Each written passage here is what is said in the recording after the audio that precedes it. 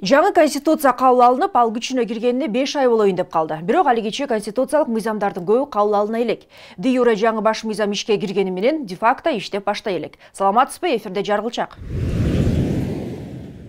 Үстүздөгү жылдын 11 апрелинде референдум өткөрүп, парламенттик башкаруу болбойт экен деп эскисин жокко чыгарып, жаңы баш мыйзамды кабыл алдык. Өлкөнү туңгуюкка алып келди деп жетекчилерди эмес, баш мыйзамды күнөөлөдүк. Ошентип Кыргызстан кайрадан президенттик башкаруу формасына өттү. 5 майда мамлекет башчы тарабынан ага кол коюлуп, жаңы конституция күчүнө кирди. Урматтуу Кыргызстан.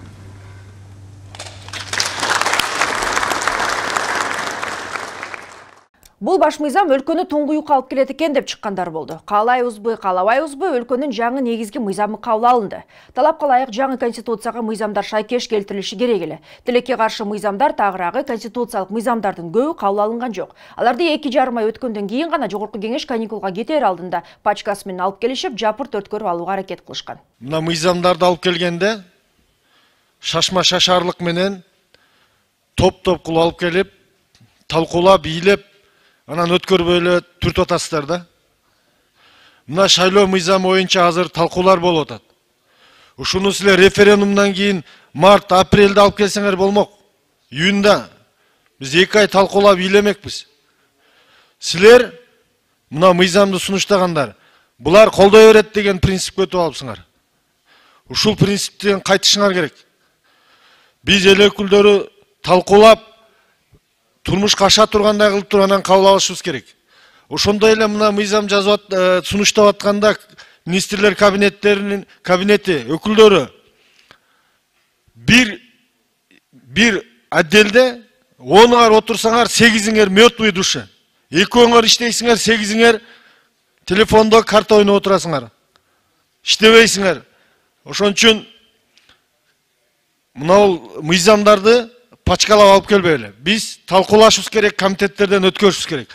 Өткөндө мен айтканмын, июль, август иштейли деп. Жок, 10 күндөн кийин биз каникулга кетишибиз керек деп чарчагандар айтты эле, барып иштеп атабыз го мына. Күндө комитеттер болуп атат, сессиялар болуп атат. Туурабы? Мына ушул күнгө алып келип, такап, моюндан кармап, анан кийин алып келбестен эртерээк ушулар талкуулашыбыз керек болчу бизчи.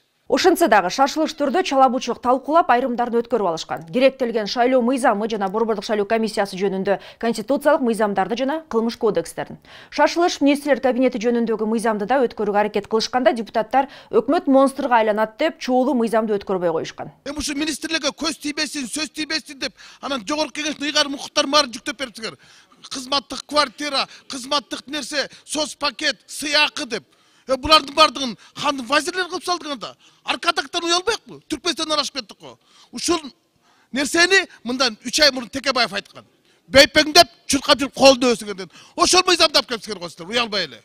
Уят да. Эми көрүп атпайсыңарбы? Заслуженныйлардын баарына кол тийбесип берип атасыңар. Акимдердин баарына кол тийбесип берип атасыңар. Айланай мындай болбойт да. Андан бөлөгүн айтпай эле коюн. Жогорку кеңештин эч кандай ролу жок бул жерде. Бул мыйзам менен. Эч ким болбой калып атабыз. Карабайбыз. Ошон үчүн Асель Рысбековна, сиз берден эми аны өткөзөндө ора болбоңуз. Муну голосованияга жиберип туруп азыр кетчи болсо, голосование өтпөй калса 6 айга кетип калат. Ошо 6 айга кетпеш үчүн урматтуу депутаттар, муну доработкага берели, оңдоп, түзөп, бүгүнкү замечаниялардын баарын камтып кайта алып келсе, бул мыйзам жакшы өтөт. Жакшы өтөт. Бул мыйзамды кайра иштеп келүүгө жөнөтүшүп, акыры эч өзгөрүүсүз ошол бойдон кайра кароого алып келишкен. Президенттин парламенттеги өкүлү жок дегенде концепциясын кабыл алып бергиле деп суранып, мыйзамдын өзү кийинкиге калтырылган болчу. Азыр министрлер кабинети кайсы мыйзам менен иштеп атат белгисиз. Урматтуу кесиптештер, ушул баш мыйзамды кабыл алып атканда биз бакырып чыкпадык беле? Кесепет ушундай болот деп. Бүгүн болсо бакырып атасыңар. Ой, мындай болуп калды, тигиндей болду. Чала болот. Рас болду. Туура кылат. Ошондо бүт баш мыйзамга берип койгонбуз. Азыр өзгөртө албайсыңар эми. Ошондо кыйкыр чыкпайт элеңер. Азыр эми кыйкыр чыкпай. Мына азыр айтып атасыңар Жогорку кеңештен макулдугун алыш керек, өкмөттүн структурасын, мүчөлөрүн дайынданга деп. Мариповду дайындаганда силердин укугуңарды, макулдугуңарды алдыбы? Келдиби? Сурап да койгон жокко? Дайындап койду.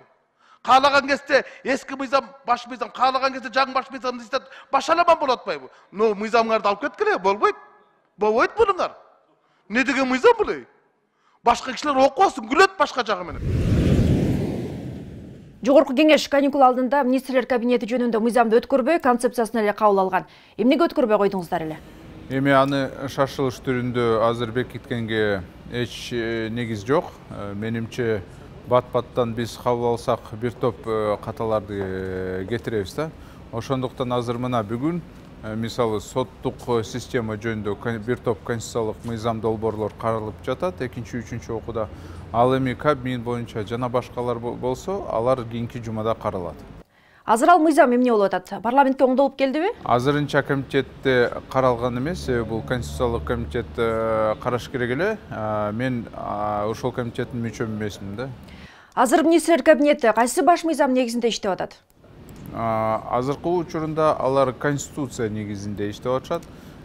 Өкмөт жөнүндө конституциялык мыйзам бул конституцияга дал келбейт. Ошондуктан азыр конституциялык нормалар боюнча түздөн-түз ошол конституцияга таянып, ошол негизинде иштеп атышат. Башка конституциялык мыйзамдар эмне болуп атат? Анткени жакында шайлоо башталат, карап үлгүрөсүздөрбү же жаңы чакырылыш карайбы муну?